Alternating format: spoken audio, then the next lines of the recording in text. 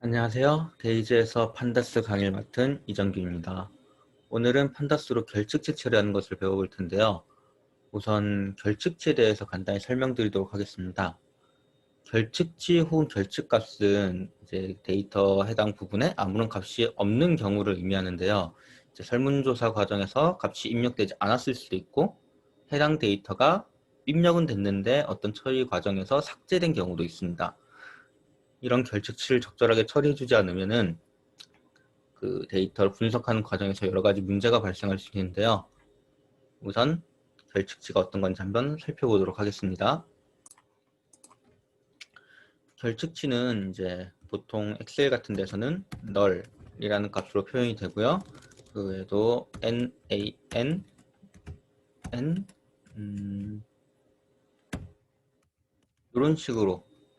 이런 식으로 표현이 되기도 합니다. 영어로는 not a number 라고 적힌 건데요. 이제 여긴 넘버라고 되어 있지만 아예 데이터 값 자체를 없는 것을 의미합니다. 이 결측치 not a number를 사용하기 위해서는 이제 numpy라는 라이브러리를 불러줘야 되는데요. from numpy import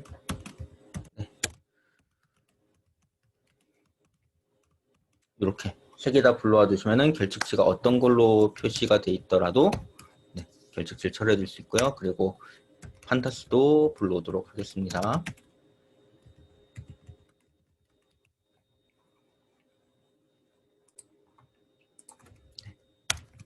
그럼 결측치의 특성을 한번 볼 건데요. 결측치랑 자주 비교되는 게 숫자 0이나 아니면 이렇게 스트링 중에서도 빈 공간으로 되어 있는 이것들과 많이 비교가 돼요. 근데 엄밀히 말하자면 0이랑 빈 공간은 그 빈 데이터 요거는 결측치가 아니라 int 0이랑 아니면 스트링 타입이랑 데이터 타입이 주어지고 그 안에 이제 0이라는 숫자 혹은 이제 아무것도 들어가지 않은 상태라고 보시면 됩니다. 비유를 하자면은 이제 0이라는 0은 int라는 타입의 상자가 있어요. 그리고 요거는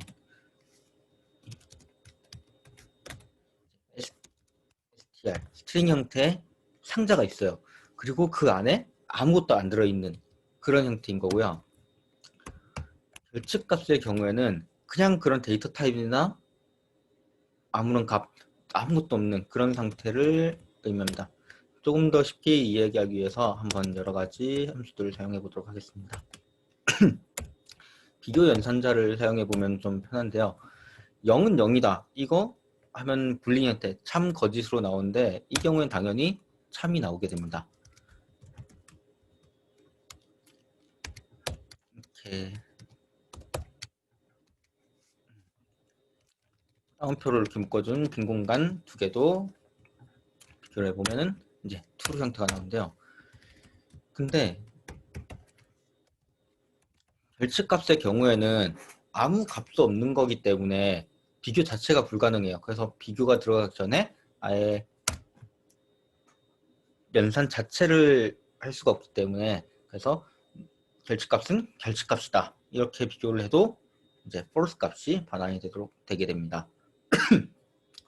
그러면 우리가 결측값을 찾을 때 이거는 결측값인가? true면은 뭐 if문을 사용해서 true면 어떻게 하고 false면 어떻게 처리하겠다. 이런 걸 해줬으면 좋겠는데 이렇게 되면은 무조건 false가 나오니까 어떻게 결측치를 가져와야 되는지 그걸 하기 위해서는 이제 판다스 내부에 is null이라는 함수가 있어요. 메서드가 있어요. print pd.is null 요 하고 괄호 하면은 괄호 안에 있는 것은 null 값이냐 이렇게 확인해 주는 건데요. 이것도 세 개 다 한번 해보도록 하겠습니다. 0을 넣어주고 그리고 다운표 그리고 null 값 이렇게 넣어줘서 한번 돌려보면은 네.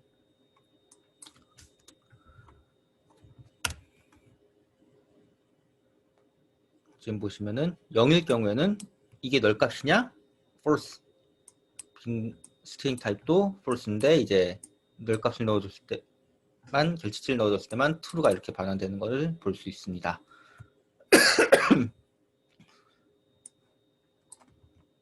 네, 그러면은 널 값이냐라고 물어보는 거 말고 널 값이 아니냐라고 물어보는 것도 있어요. 필요에 따라서 난 너를 사용해주면은 이게 널 값이 아니냐라고 물어보는 게 되고, 결칙값이 아니다라는 게 되겠죠. 이렇게 해서 돌려주면은 네, 0은 결칙치가 아니고요. 이제 따옴표 두 개도 결칙치가 아니고, 그리고 결칙값을 넣어주면 이거는 네, 결칙값이 된다. 이렇게 확인할 수 있습니다. 다음 보여드릴 거는 이제 결칙값을 처리하지 않았을 때 어떤 문제가 발생할 수 있는지 실제 데이터를 가지고 한번 보여드릴 건데요. 지금 이거는 간단하게 눈으로만 보고 따라하지 않으셔도 괜찮을 것 같습니다. 네. 에볼라는 read csv .csv 네.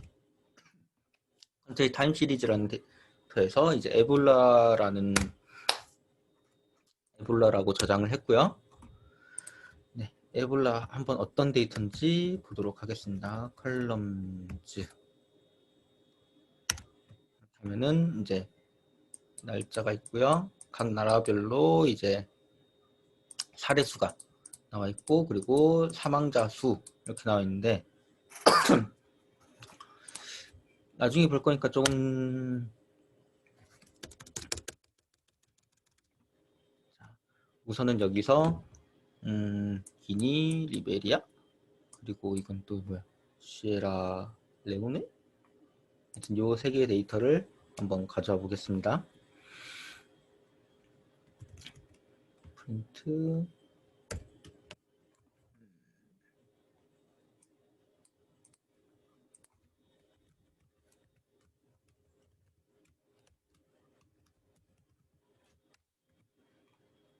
이 값들 중에는 이제 기니 데이터만 가져왔는데요.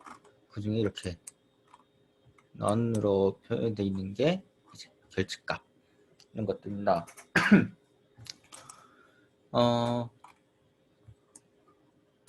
그럼 여기서 잠시만요. 다시 컬럼즈를 보면은 그럼 이런 값들 중에서 저희가 요거 세 개의 값을 불러서 한번 더하는 거를 한번 보여드릴게요. 에볼라 데이터에다가 케이스 멀티플 이렇게 해놓고 이거는 이제 데이터 프레임에서는 저번 강의에서 했듯이 이제 간결들은 딕셔너리 타입으로 키 값이 이제 열 이름이 되고 그 안에 속성 값이 이제 밸류 값이 되는 것처럼 됐는데 딕셔너리에서는 추가할 때 이제 이렇게 키 값을 넣어주고 그 다음에 데이터 입력하면 된다고 말씀드렸었어요. 에볼라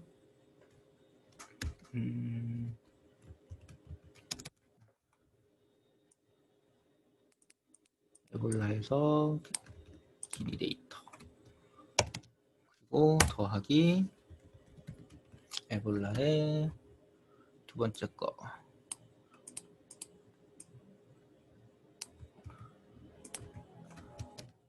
그리고 에볼라의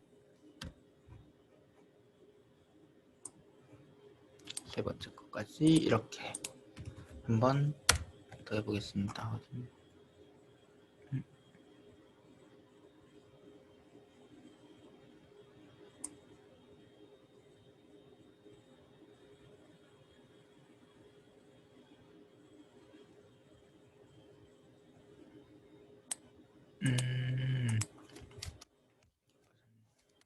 이렇게 올라졌고요. 잠깐 참 좀 키울게요.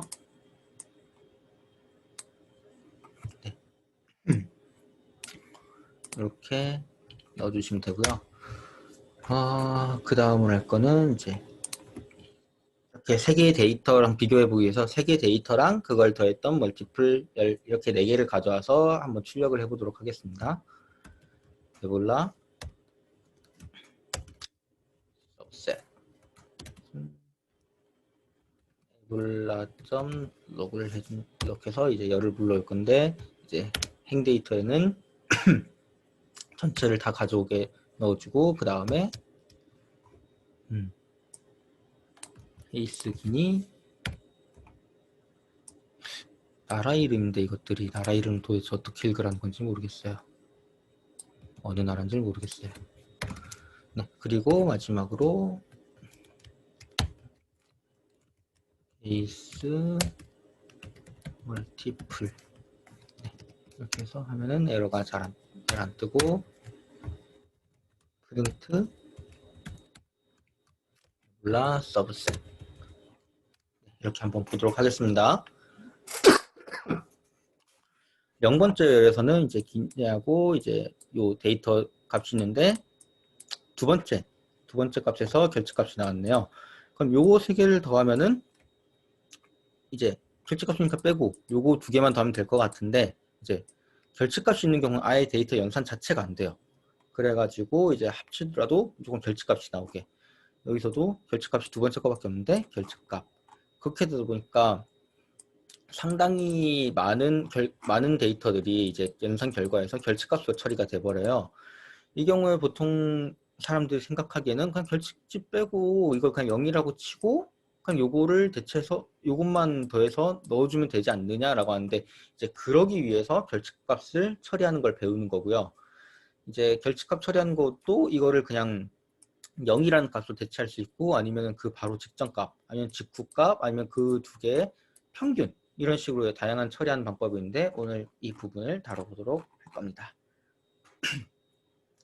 네, 그러면은 본격적인 수업에 들어가기 앞서 데이터 두 개를 불러오도록 하겠습니다. visited는 pd.read csv 네, survey visited.csv 이 파일과 survey는 pd.read csv 그리고 survey .csv 네, 여기서 이제 visit랑 survey를 불렀는데요. 요거 데이터 한번 보도록 하겠습니다. print visited visited 그리고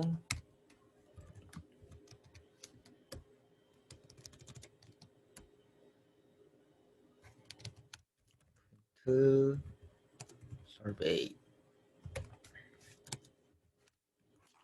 이렇게 불러오면은 이제 이게 visited 데이터고 survey 데이터입니다. 여기서 중요한 거는 여기 결측값 이렇게 하나가 있고 여기는 결측값이 하나, 둘, 8, 9번 데이터에 두 개가 있어요. 그리고 이제 ident 요 데이터 값하고 이 taken이라는 데이터 값이 이제 무슨 코드로 입력이 돼 있는 거라서 요게 똑같으면은 이제 똑같은 특성을 갖는 값이라는 거 뜻이거든요. 이제 요거 두 개를 한번 연결해 줄 거예요. 요걸 기준으로 어떻게 이제 visited에서 619 dr1 뭐 1927 2월 28일이라는 값을 이제 여기에다가 넣어주고 여기에다 넣어주고 그러면은 619 dr1 1927 619 dyr 라드 9.82 619 dr1 1972 그리고 요 밑에 거 쌀 하고 0.13 이런 데이터가 이제 쭉 붙어 있는 그렇게 합쳐줄 건데요. 네. 이거는 그 전 시간에 다루지 않았던 부분이긴 한데 한번 예시로 보여드리겠습니다. 네. visited survey 데이터는 자 visited 데이터에다가 멀지 그리고 합쳐줄 건데요. 어떤 데이터를 합쳐줄 거냐? survey 데이터를 합쳐주겠다. 그래서 left on, left on은 left on 그리고 right on이 들어가게 될 거예요. right on. 이게 무슨 말이냐?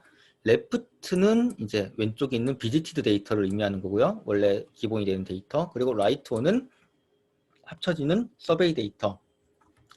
그래서 그거 중에서 어떤 걸 기준으로 합칠 것이냐라는 건데 저희는 공통으로 들어가 있는 걸 기준으로 잡아야겠죠. 공통으로 들어가 있는 게 뭐였어요? 아이덴트하고 테이큰이었죠. 그러면은 레프트, 비지티드에서 있었던 거는 아이덴트 그리고 라이트 온, 오른쪽에 있었던 데이터에서는 테이큰 이렇게 합쳐주면 됩니다. 그럼 어떤 식으로 데이터가 나오는지 한번 볼게요. vs 네, 요것도 제가 이제 데이터 결측치가 있을 때 어떤 식으로 결과가 나올 수 있는지 그걸 보여드리려고 만든 건데요. 네, 아까 말씀드렸듯이 이제 619 요 데이터까지만 테이큰 그 비지티드 데이터 있었는데요. 자, 여기다가 619라는 데이터가 이제 서베이에서는 2개가 있었잖아요. 1개, 2개 이렇게 2개가 있었으니까 데이터에다 비지티드 데이터에 서베이 데이터, 비지티드 데이터에다가 서베이 데이터 이렇게 붙여가지고 총 20, 여기 10개, 여기 20개 해가지고 총 20개의 데이터가 나오게 됐습니다. 자, 그러면 아까 결측치가 있었던 건 어떻게 됐을까요? 결측치가 우선 비지티드 데이터에서는 752 데이터의 데이티드 데이터가 이제 결측값이었는데요. 752에 752에 이제 데이티드 데이터는 이제 전부 다 결측값. 이렇게 요 서베이 데이터에서 752가 4번이 있었기 때문에 이게 4번이 반복되면서 결측치도 4개가 나오게 되는 것입니다. 아까 그러면은 서베이 데이터에서는 753 데이터, 735 데이터, 735 데이터 중에서도 이제 요 2개 값이 이제 결측값으로 나왔는데요. 그 경우에는 이제 여기 735 데이터에서는 결측값. 요거는 이제 서베이가 몇 번 반복 최대 이렇게 중복 없이 됐기 때문에 여기선 2개 그대로 나온 거고요. 비지티드는 그거에 맞는 서베이 데이터 수만큼 반복이 됐기 때문에 결측치가 그 수만큼 이렇게 나오는 거예요. 이렇게 결측치가 있는 경우 데이터를 합치거나 어떤 연산을 했을 때 그 자체가 다 결측치 처리가 되기 때문에 연산을 진행하지 않고, 그래서 조금 결측치들은 이제 데이터 분석을 하기 전에 좀 처리해 주는 것이 좋습니다. 이런 결측치를 처리한다든지 아니면은 그 외에도 다양한 이제 명목 변수를 이제 수치형으로 바꾼다든지 아니면 더미화 시킨다든지 뭐 이런 다양한 것들을 다 데이터 전처리라고 하는데요. 데이터 전처리는 이제 데이터 분석의 시작부터 끝 중에서 한 60%에서 80% 정도를 차지하게 돼요. 이제 2학기 때 어떤 프로젝트를 진행하게 될지는 모르겠지만 저희가 만약에 데이터를 다루는 그런 프로젝트를 하게 된다면 역시 데이터를 다루는 과정에서 전처리 과정이 매우 긴 시간 그리고 어려운 난이도를 가지게 될 거예요. 사실 그 외 부분에는 이제 몇 가지 기준만 정해주고 기존에 만들어진 모델 같은 거에다가 데이터를 넣고 돌리고 그 결과 해석하고 다시 한 번 더 수정해서 하고 되는데, 이제 결측치 같은 경우는 결측치 같은 전처리 과정은 좀 직접 하나하나 해야 되는 경우도 많고 그러다 보니까 굉장히 시간이 많이 걸리게 될 것 같아요. 그래서 그 부분에 어떤 방법을 알고 있느냐, 어떤 메소드를 사용할 줄 아느냐, 그런 게 굉장히 시간 단축에도 도움이 되고 이제 중요한 결과값에도 유의미한 변화를 가져오게 될 겁니다.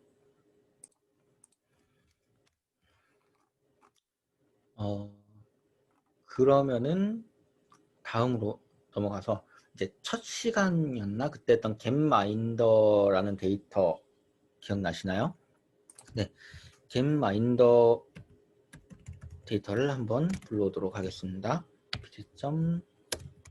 read csv 겟마인더.tsv, 이건 csv 파일이 아니라 tsv 파일이기 때문에 구분자 separate를 이제 탭으로 구분을 해서 불러와 주셔야 되고요. 그 중에서 라이프 익스펙테이션을 불러오겠습니다. getminder.group by.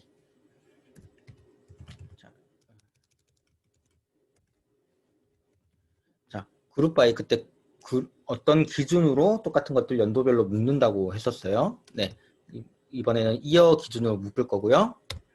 이어 기준으로 묶은 연도별로 묶은 것 중에서 이제 기대 수명을 가져오겠습니다. 그거를 어떻게 가져올 거냐? 평균값으로. 그래서 한번 라이프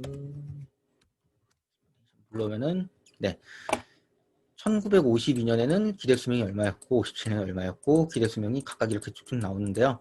자, 연도별을 보시면은 52년, 57년, 62년, 67년, 72, 77, 5년 간격으로 이렇게 나오는 걸 볼 수 있잖아요.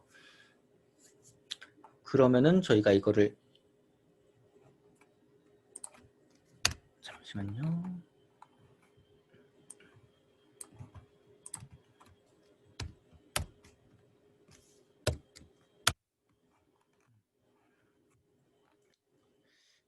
한번 2000년 이후에는 어떻게 됐을까? 그걸 불러오고 싶어요. 그러면은 어떻게 하면 되느냐? 프린트 라이프 익스펙테이션 기대값 기대 수명 이렇게 하고 사용했던 록 함수를 가져와서 그 안에 범위를 넣어주면 될 거예요. 레인지 될 거예요. 왜 지금? 그래서 어느 범위냐? 2000년부터 마지막 값이 2007년이니까 2010년까지 이렇게 가져오도록 하겠습니다. 네. 그럼 어떻게 되느냐? 네. 2000년부터 2009년까지 10년 직전까지 쭉 데이터를 불러오는데 이제 값이 없는 거는 다 결측값으로 가져와요. 근데 굳이 우리가 결측값 여기 밑에 에러가 뜨는 거는 이제 데이터가 없는 거에 대해서 결측값으로 불러왔는데 그러면 에러가 뜰 수 있다. 조심해라. 그런 뜻이고요. 여기서 경고를 준 것처럼 결측치가 있으면은 데이터가 쓸데없이 데이터 양이 많아 보이고 그럼 복잡해지고 그리고 나중에 처리했을 때 에러가 뜰 가능성도 높고 그리고 우리가 이렇게 불러온 연도 2000년 이후로만 불러온 게 값이 몇 개인지 보고 싶은데 어쨌든 결측치라도 이제 인덱스는 생성이 돼 있기 때문에 총 10개의 데이터가 있다. 그러면 10개 자료가 있구나. 그것만 보고 그렇게 생각할 수 있단 말이에요. 에러 혹은 오류 그리고 실수 같은 거의 가능성이 크기 때문에 이런 건 불러오는 과정에서 아예 결측값 없이 불러오는 게 좋습니다. 그러기 위해서는 여기까지는 똑같은데 록 함수를 쓰지 않고 life 이제 expectation index 저번 시간에 했었는데 이렇게 하면 이제 각 행에 이제 인덱스 값 정보를 가져오게 되는 건데요. 그 중에서 2000보다 큰 거, 2000보다 큰 것만 가져오겠다. 요거는 2000부터 2010, 그러니까 2009까지의 데이터를 불러오겠다. 그러니까 없는 건 결측치로 하고 불러오는 거고요. 요거는 이제 기존에 있는 요 인덱스들 중에서 2000보다 큰 경우의 값만 가져오겠다. 그러니까 2002, 2007만 해당을 하는 거죠.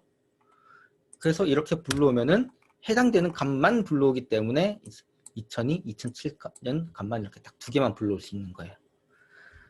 요 에러는 아까 했던 그거에 대한 에러고요. 네. 이런 식으로 결측값을 아예 불러오는 과정에서 결측치가 발생할 수 있는데 그런 경우에는 이런 비교 연산자를 이용해서 인덱스랑 비교 연산자를 이용해서 불러오는 방법이 있었고요. 이제 기존에 있던 데이터들 중에서 결측값이 몇 개나 있는지가 궁금한 경우가 있어요. 아까 만들었던 에볼라 데이터 요거를 한번 보시면은 쭉 돌아올게 행 원래 12개 18개 행이어야 되는데 내가 하나 줬구나. 그러면은 다시 요거를 그대로 불러와 가지고서 이제 에볼라 데이터를 그냥 다시 처음 초기화 한번 시켜드렸고요. 에볼라면은 네 이렇게 한데 요 난으로 돼 있는 게, 난이라고 읽는 게 맞나? 원래 전 널값이라고 이렇게 하거든요. 보통은 이제 널값으로 돼 있는 이런 데이터들이 다 결측치들이고요. 일단 이렇게 하면은 총 데이터 값이 어떻게 되는지 잘 모르잖아요. 그러면은 한번 데이터 프레임, 에볼라란 데이터 프레임 한번 살펴보자고요. 프린트 에볼라.shape, 그때 처음 시간에 했던 강의 다뤘던 건데요. 에볼라.shape 하면 어떤 형태로 되어 있냐? 122개의 행값을 가지고 있고 18개를 가지고 있다. 네. 그러면은 결측치가 없다면 각각 데이터들은 다 122개씩의 값을 가지고 있어야겠네요. 그러면은 그렇게 다 가지고 있는지 한번 보도록 하겠습니다. 요거는 그 전에 배웠던 강의에서 안 썼던 메서드인 것 같은데요. 이제 했었나? 에볼라.count라고 하면은 각각의 데이터 값을 보여주게 됩니다. 결측지를 제외한 데이터 값을 보여주는 거예요. 그러니까 데이트랑 데이 변수에서는 122개 모든 값이 다 들어가 있어요. 잘 들어가 있는데 이제 기니 데이터는 93개, 그리고 요 두 번째 리베리아, 리베리아,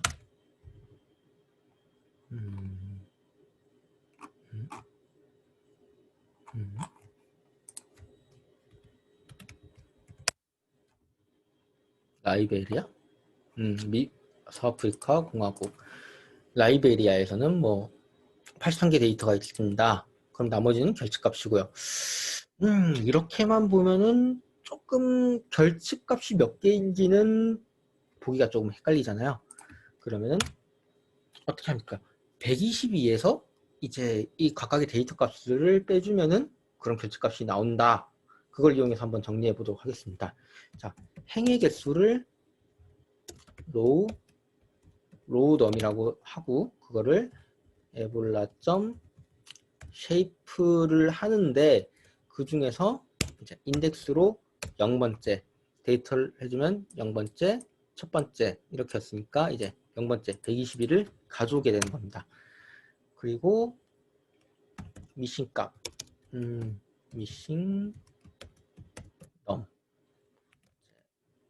미싱넘은 이제 넘로우 이제 122개 데이터 값에서 이제 빼기 에볼라.count 이렇게 해주면은, 그리고 프린트 넘 미싱, 아니구나, 안되구나, 미싱 넘, 여기도 하나만 구분자를 하나 넣어주고요. 넘로우, 로우넘 계속 헷갈리네. 로우넘 이렇게 넣어주면은, 네, 데이터와 데이에서는 이제 아까 결측치가 없었으니까 0개, 기니에서는 93, 데이터가 93개니까 나머지 29개가 결측값, 39개가 결측값, 35개가 결측값. 이렇게 결측값의 개수를 이렇게 확인할 수 있습니다. 이렇게 확인하는 방법이었고요.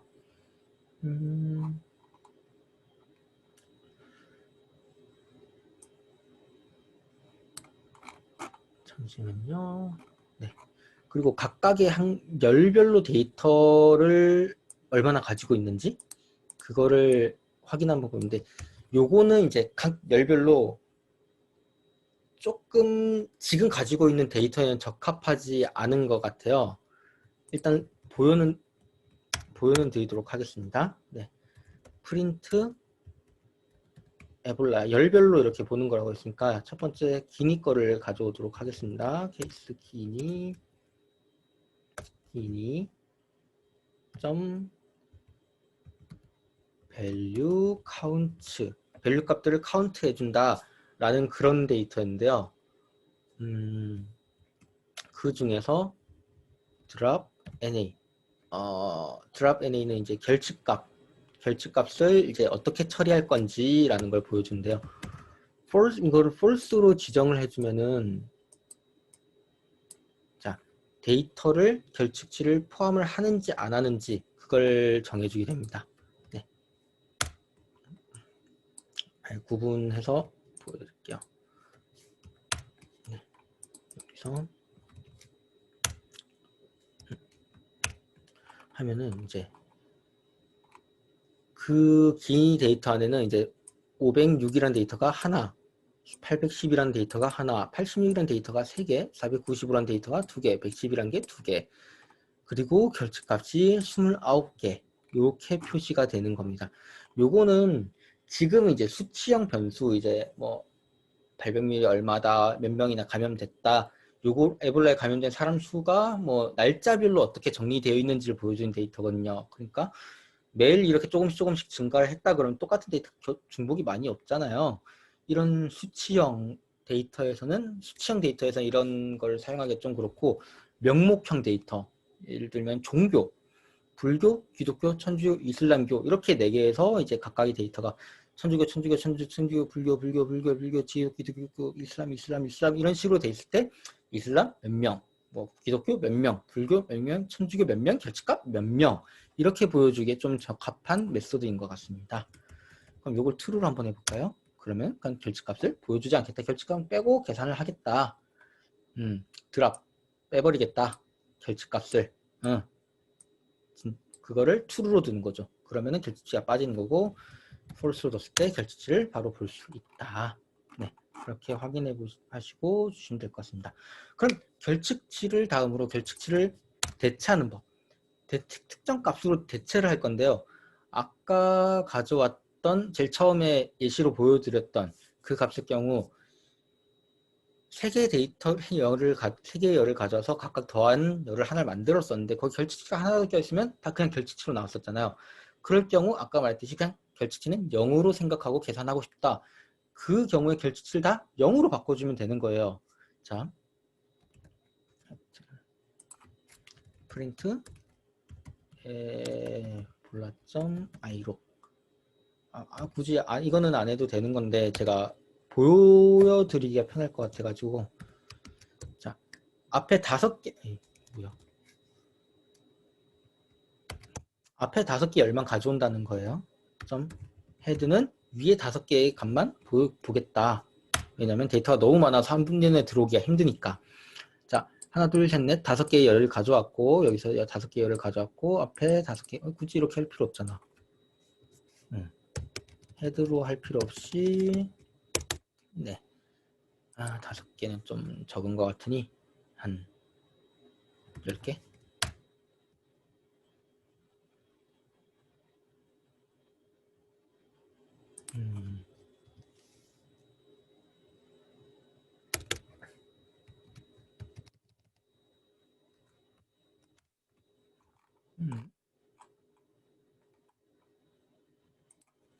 아, 10개, 요렇게 지정을 하면은 이제 10개의 데이터를 행 5개, 행 10개, 그리고 열값 5개 이렇게 앞에서부터 가져왔고요. 보시다시피 여기 결측치들이 있어요. 이 결측치들을 제거해 줄게요. 어떻게, 제거해 주는 게 아니라 다른 값으로 바꿔줄 거예요. 어떻게 바꿔주느냐.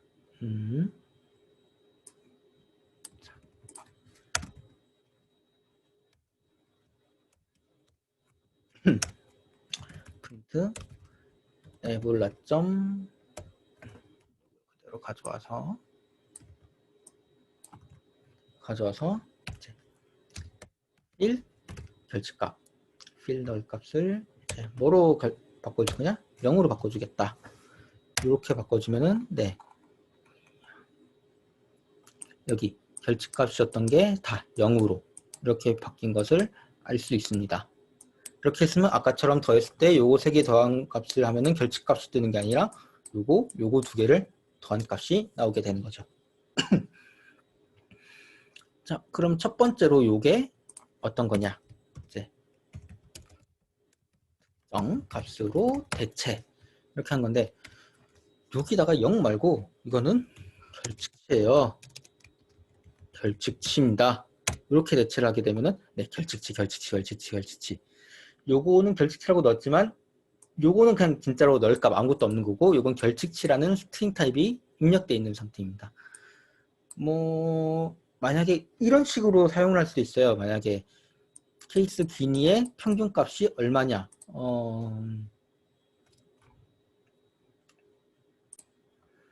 네. 지금은 결측치로 이렇게 대치를 했는데, 만약에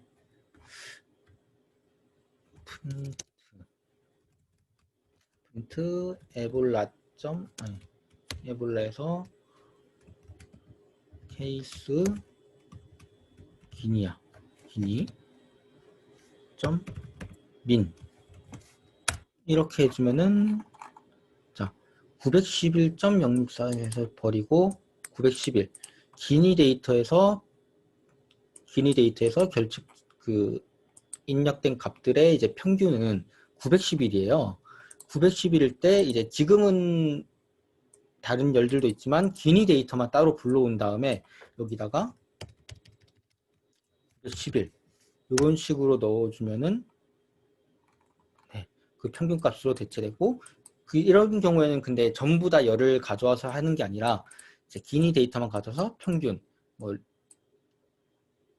라이베리아 여기 데이터를 가져서 그거의 평균 이렇게 해주는 건데, 이것도 이제 지금 간단히 보여드리기 위해서 이렇게 했지만 함수 포그문 같은 거를 사용을 해가지고서 각 열을 불러오고 그 결측치를 평균으로 입력을 해서 대체하고, 그걸 포그문으로 반복을 해주고, 그렇게 하면 자동으로 결측치를 평균으로 대체하는 그런 방법이 가능하겠죠. 네. 그 다음 지금은 결측치를 특정 내가 입력한 값으로 대체하는 그런 걸 했었고요. 그 외에 내가 입력하지 않은 다른 그 안에 있는 값들 중에서 어떻게 처리할 건지 그거에 대해서 한번 해보도록 하겠습니다. 프린트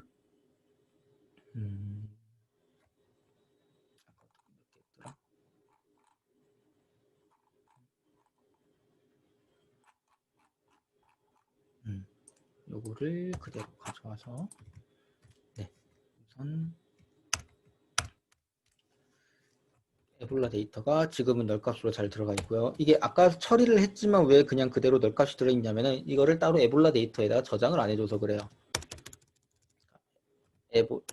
에볼라는 뭐 하면서 에볼라 뭐 결측값 대체하고 평균으로 바꾸고 이렇게 했을 때 에볼라를 불러오면은 널값들이 전부 다 이제 바뀌겠지만, 지금은 그냥 바꾼 값을 프린트 해줘라 이렇게만 보여줬기 때문에 에볼라 값 자체가 바뀌진 않아요.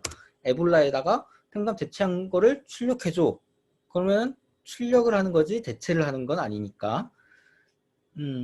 자, 일단 이렇게 원래 데이터를 한번 불러오고요.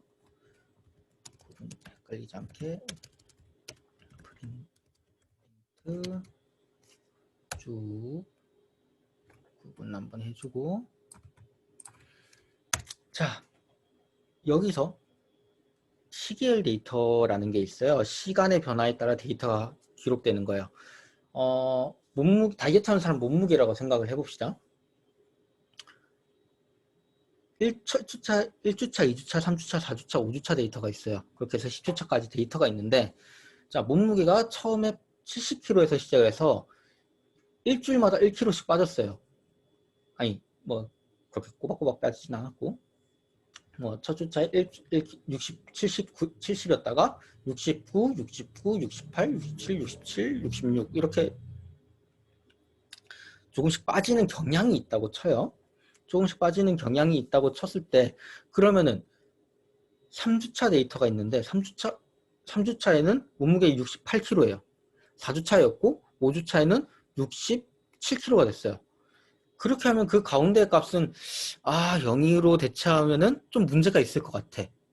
그렇게 0으로 대체하는 순간 3, 4, 5주차의 데이터가 68kg, 0kg, 67kg 이렇게 되니까, 그럼 그건 어떻게 해줄 거냐?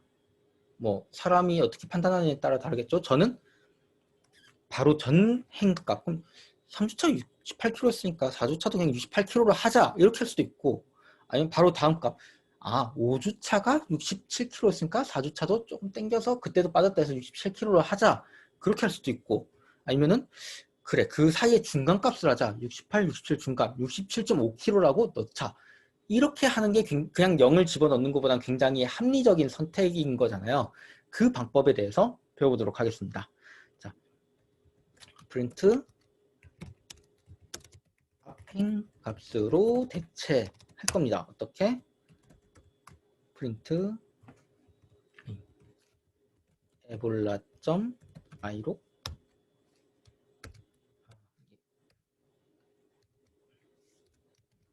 자, 이렇게 위에 이거랑 똑같은 데이터를 불러와 주고요.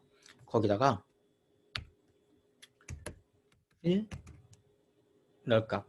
널값을 이렇게 채워줄 건데, 아까는 여기다가 이렇게 뭐 이런 걸로 했었잖아요. 이렇게 대체하는 게 아니라 메소드를 넣을 거예요. 메소드, 말 그대로 메소드를 넣은 다음에 그거를 fill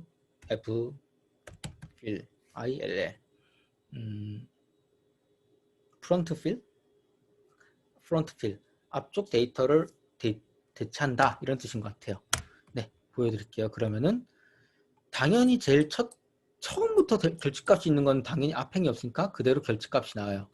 그 대신 하나, 둘, 셋, 넷, 네 번째 거 하나, 둘, 셋, 넷, 이게 결집치였는데 그 바로 앞에 값으로 대체된 걸 알 수 있습니다. 요거랑 요것도 결집치였는데 바로 앞에 걸 결집치로 가져오고 바로 앞에 거를 대체값으로 이렇게 가져오고, 결집치를 대체값으로 가져오고, 요 값도 마찬가지로 앞에 값을 대체값으로 가져온 걸 알 수 있습니다. 그러면은 반대로 뒤에 값을 가져오는 거는 똑같이 아까 그걸 그대로 가져온 다음에 메소드에서 프론트 필이어서 F 필이었잖아요. 그러면은 뒤에 거는 백이겠죠? 사실 이게 프론트랑 백이 맞는지는 모르겠지만 뭐 그런 것 같아요. 외울 때는 그렇게 외우는 게 좀 편하니까. 비필 해주면은, 자, 결집값이었던 거 요거 보면은 바로 뒤에 거 앞에 행이 아니라 뒤에 값을 대체값으로 가져왔습니다. 아까 대체값이었던 요거 972랑 9633 사이, 972랑 9633 사이에 있던 거는 이제 역시 뒤에 있던 값을 대체값으로 가져온 걸 알 수 있습니다. 그러면 아까 몸무게 사례처럼 3주차, 5주차 그게 각각 68, 67kg였다. 그럼 가운데 거를 제가 생각할 때는 적어도 67.5kg 이렇게 평균값을 대체하는 게 제일 합리적이라고 생각을 해요. 저는 뭐 어떤 값이냐에 따라 어떤 데이터냐에 따라 다르겠지만 몸무게에서는 적어도 그렇다고 생각을 해요. 시계열 데이터는 그런 점점 가는 경향이 있는 거니까. 그리고 여기서도 마찬가지로 시계열 데이터예요. 14년 12월 20일, 14년 11월 21일, 24일, 27일, 28일 뭐 이런 식으로. 그렇다면 그 결집값을 평균으로 한번 대체를 해보자. 평균으로 대체. 자, 프린트 평균으로 대체해 보자. 죄송합니다. 네, 그럼 어떻게 하면 되느냐? 그때는 fill null 결집값을 채운다. 요거랑 좀 다른 메서드를 사용을 하거든요.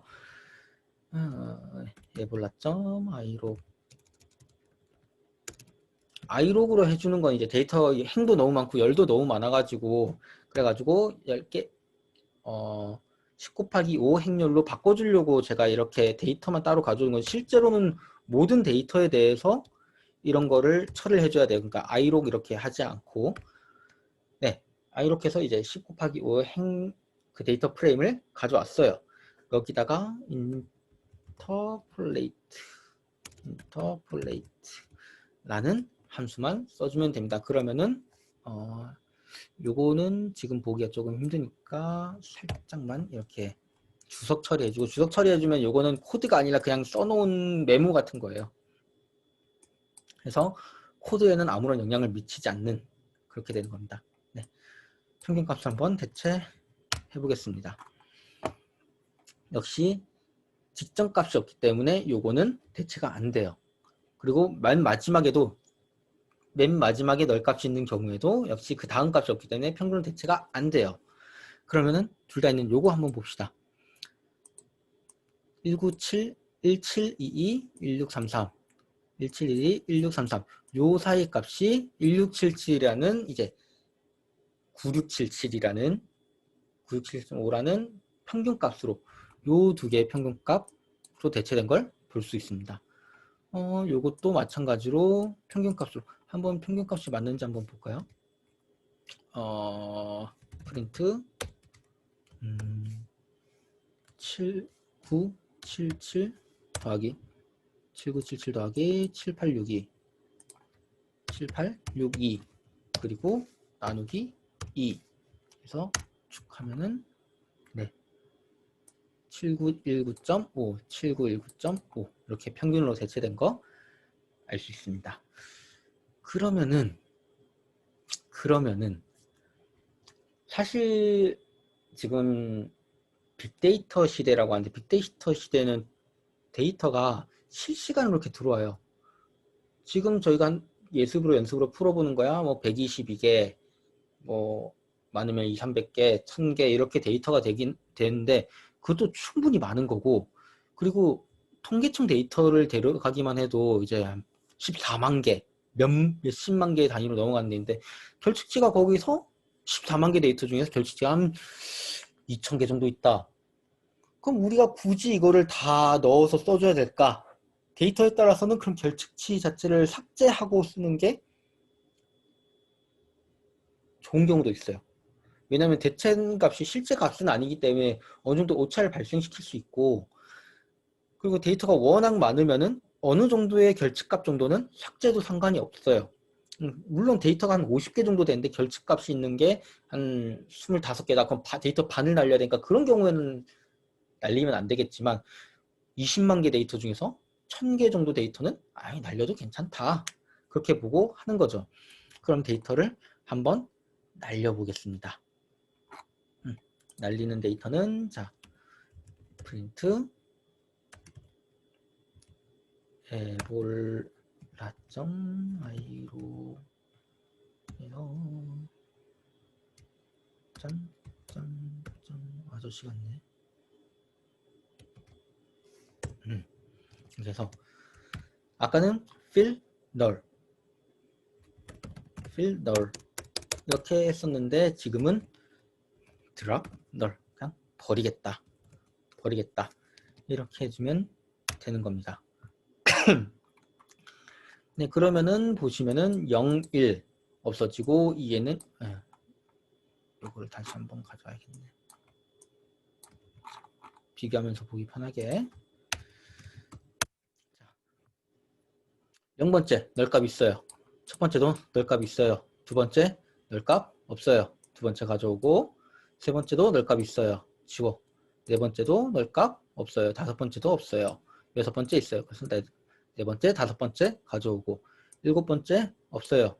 있어요. 없어요. 그래서 7번, 9번 가져오게 되는 겁니다. 이렇게 널값이 있는 데이터는 그냥 다 싹 지워버린다. 이런 거는 데이터 수가 엄청 많을 때 몇천 개에서 한 열 몇 개, 스물 몇 개 뭐 이 정도 지운 것도 괜찮아요. 100개에서 10개 정도 지운다? 데이터 한번 생각을 해봐야겠지만 10% 정도 애매하네. 이거는 데이터가 어떤 특성을 가지고 있는 데이터냐 보고 대체 지워도 되겠다. 그렇 지우고 10개에서 한두 개, 그거는 조금 보통 통계적으로 유의미한 데이터 수치를 30개 이상으로 보기 때문에 삭제했을 때 30개 밑으로 떨어진다? 그러면은 대체 값을 어떻게 잘 넣어서 어쨌든 최대한 살려보는 게 좋지 않을까. 그런 거는 실제 데이터를 하면서 이제 프로젝트 진행하면서 같이 회의를 통해서 어떻게 데이터를 전처리 할지 그런 거 결정하는 단계에서 할 수 있을 것 같습니다. 그리고 마지막으로 이제 열별로 평균을 계산하거나 아니면은 열별로 합을 더하는 거, 그런 경우에도 이제 결측값들이 있는 경우가 있어요. 사실 이거는 크게 신경은 안 써도 되는 것 부분이긴 하는데 일단 그런 게 있다 하니까 바로 한번 보고 넘어가겠습니다. sum. 자, 이렇게 하면은 기니아 데이터들의 합계를 이렇게 하는데 84,729다.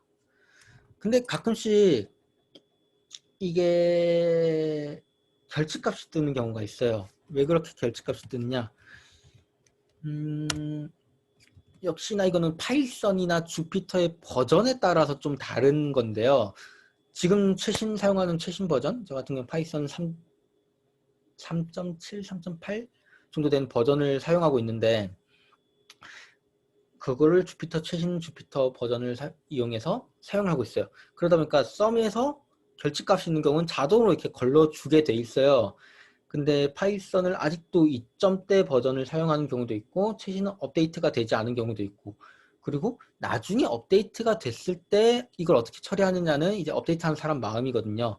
실제로 얼마 전까지만 해도 이렇게 썸을 해줬는데 거기 결집값이 있으면, 결집값이 있는 경우에는 빼고 계산하는 게 아니라 그냥 무조건 결집값으로 결과값을 내놓는다 했었잖아요. 그것처럼 이렇게 했을 때 결과값이 그냥 넌으로 나오는 경우가 있었단 말이에요.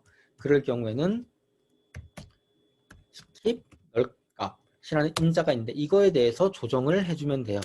이거를 만약에 지금은 true로 이제 기본 세팅 값이 true로 돼 있어요.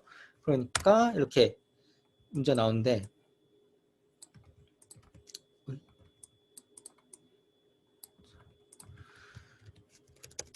이전까지는 이게 false가 디폴트 값으로 저장이 돼 있었어요. 그래가지고 계산을 하면은 널 값이 나왔던 거예요. 널 값이.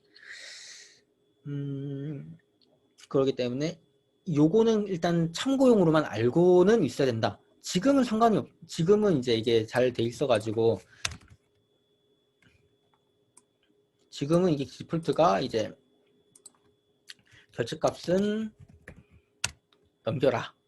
결집값은 이렇게 true로 넘기도록 설정이 돼 있어서 이제 상관없는데, 혹시 다른 버전을 쓰는데 에러가 뜬다거나 넌 값이 뜬다거나 이런 경우에는 한번 스킵 널 값이 false로 디폴트 값이 지정이 돼 있지 않느냐, 이런 거 한번 확인해 보시면 될 것 같습니다. 오늘 준비한 강의는 여기까지입니다. 데이터 전처리 전체를 다 다루고 싶었는데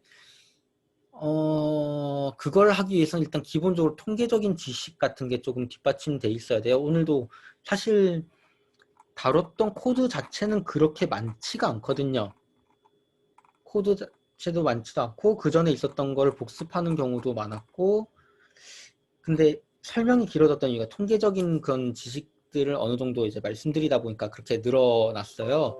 근데 다른 것들, 다른 전처리하는 거를 하려면 이제 명목 변수, 서열 변수, 등비, 등간 그런 거에 대해서 배우고 그걸 또 처리하고, 그리고 이걸 왜 그렇게 대체를 해줘야 되는지, 아니면 히스토그램처럼 처리를 하려고 한다든지, 아니면 더미화, 범주화 이런 개념에 대해서 일일이 다 설명을 해야 되는데, 그렇게 하다 보면은 그런 배경 지식 설명만 하더라도 좀 시간이 많이 걸릴 것 같고요.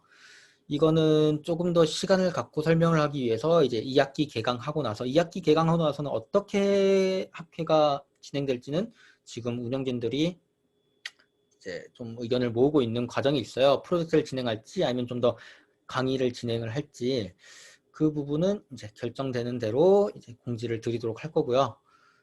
그 과정에서 조금 다룰 수 있는 부분이 있다, 그럼 조금 더 자세하게 전처리하는 거 다뤄보도록 하고, 아니면 강의보다 프로젝트 위주로 갈 것 같다라고 얘기가 된다면은 프로젝트를 진행하는 과정에서 이런 식으로 전처리를 해보자, 그렇게 진행이 될 것 같습니다. 오늘 강의를 마지막으로 이제 방학학 동안 파이썬 강의는 모두 마무리되었습니다. 네, 그동안 열심히 들어주신 분들 너무 감사하고요. 저도 처음 강의를 이렇게 준비하다 보니까 많이 부족한 게 있었던 것 같은데요. 이제 방학 끝나고 나서는 조금 더 매끄럽고 조금 더 알아듣기 쉽고 조금 더 알찬 그런 학회 활동 할 수 있도록 열심히 준비하도록 하겠습니다. 감사합니다.